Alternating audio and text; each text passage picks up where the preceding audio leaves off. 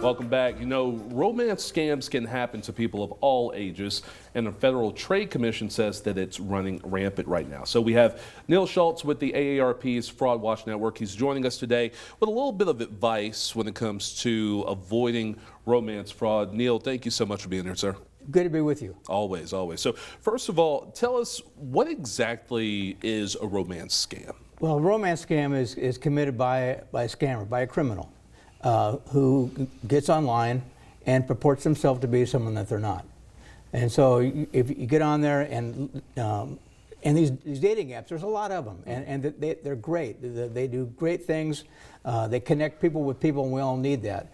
But just like anything else, there are criminals that are lurking in the shadows. And I mean, they're lurking everywhere good, it seems like, with good intent. But there are people losing money from this, right? And a lot of money. How much? Look at the website that you're on, and look at the picture. Does a picture look like it's too good? Does it look like it's somebody that ought to be in Hollywood instead of being online looking for somebody? Are they asking you to leave the site right away and go someplace else? Go to a different website, a different platform of some kind? And are they asking you to do that like right away? And so those are just some red flags that people need to look out. Yes, absolutely red flags. Yeah. So now you say that people are losing money. How much money are they losing? Well, I don't have a dollar amount, but I can tell you it's a lot. And I can tell you that these scams are underreported, substantially underreported. But it's in the tens of millions of dollars.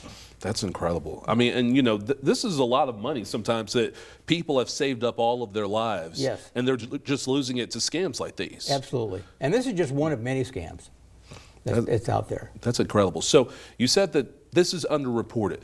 When it happens, what do people need to do? They need to, first of all, you have to identify that you've been scammed. And then once you realize, you got to cut it off right then and there. You got to cut off all contact with them, and then you got to report it. You got to report it to your local law enforcement, to the Attorney General's office, and to the Federal Trade Commission. Are there certain questions that they'll ask that can kind of be an alarm for people?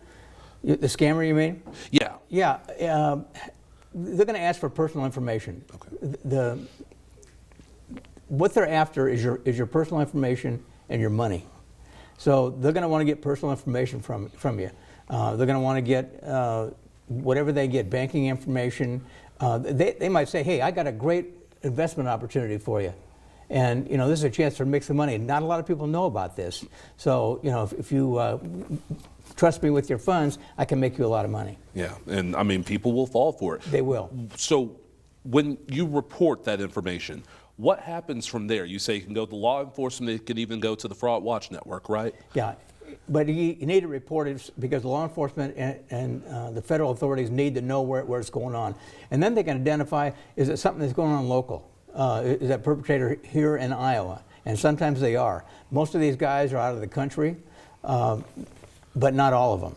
So you need to report it so law enforcement can get a handle on maybe where they are, and if they're here, we can work on getting a case with them. Do we know anything about how they determine who to target? They do a lot of it. They'll actually target you on social media. They'll research you. They might find people that you know in common, or they'll say, I know somebody in common with you, or I used to live in your hometown, or they'll find some kind of commonality for you. All right, good information to know. Neil, thank you. I appreciate your time, sir. You bet.